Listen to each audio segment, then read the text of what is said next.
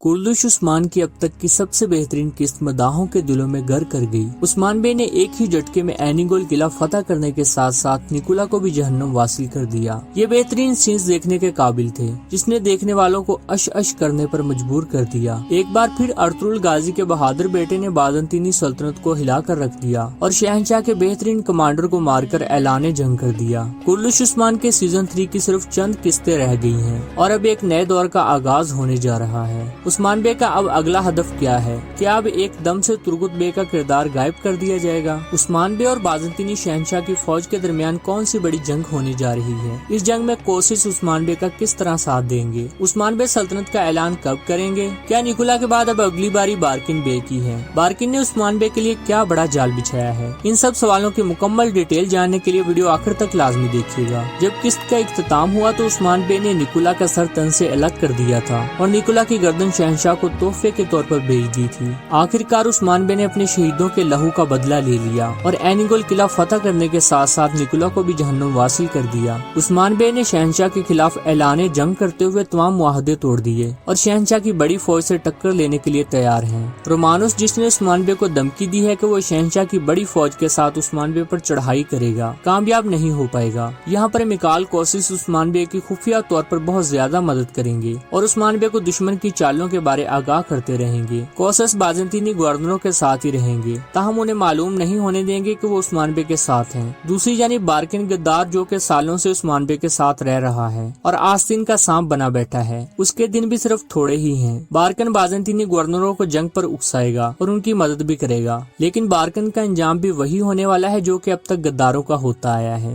एक और मौजू जिस पर बात करना बहुत जरूरी है और वो ये कि क्या तुर्गुत बे का किरदार अब मंजर से गायब किया जा रहा है। हम ऐसा इसलिए कह रहे हैं कि तुर्गुत बे ने एनीगोल किला पर सालों हुकूमत की थी, इसलिए ये मुमकिन है कि उस्मान बे जब अगले हदफ की जानिब बढ़ेंगे तो किला तुर्गुत बे के हवाले कर जाएंगे। इसके बाद तुर्गुत बे का कैरेक्टर थोड़ा साइडलाइन कर दिया जाएगा और कभी कभी दिखाया जाएगा। खैर, इस बारे हतमी फैसला तो कुर्लुश उस्मान की टीम ही करेगी। आने वाले दिनों में जब उस्मान बे इज़निक और बुरसा की तरफ बढ़ेंगे तो उस्मान बे और बाज़ंतीनी सल्तनत के दरमियान बहुत बड़ी जंग देखने को मिलेगी। ताहम तब उस्मान बे नहीं रहेंगे, बल्कि सुल्तान उस्मान बन चुके होंगे। जी हाँ, इस बारे वाज़ह इशारे भी मिलना शुरू हो गए हैं। जैसा कि हमने देखा कि जब उस्मान बे आते हैं तो अभी से ही सुल्तानों की तरह उनका इस्तकबाल किया जाता है और दस्तूर बोला जाता है, जबकि ओरहान गाजी और अलाउद्दीन को भी शहजादे कहकर पुकारा जाता है। सिलजोक सल्तनत, जो कि अब तकरीबन खत्म ही हो चुकी है और उस्मान बे सल्तनत के मातहत नहीं रहे, तो इसलिए अब उस्मान बे सीजन के आखिर में सल्तनत का बाकायदा ऐलान कर देंगे। उस्मान बे की सल्तनत इतनी मजबूत होगी कि उसके सामने कोई चीज नहीं टिक पाएगी, जिसके बाद सीजन 4 में उस्मान बे सुल्तान उस्मान के रूप में सामने आएंगे। दोस्तों, क्या आप भी मेरी तरह उस्मान बे को सुल्तान की लुक में देखने के लिए बेताब हैं? तो कमेंट बॉक्स में जरूर बताइएगा।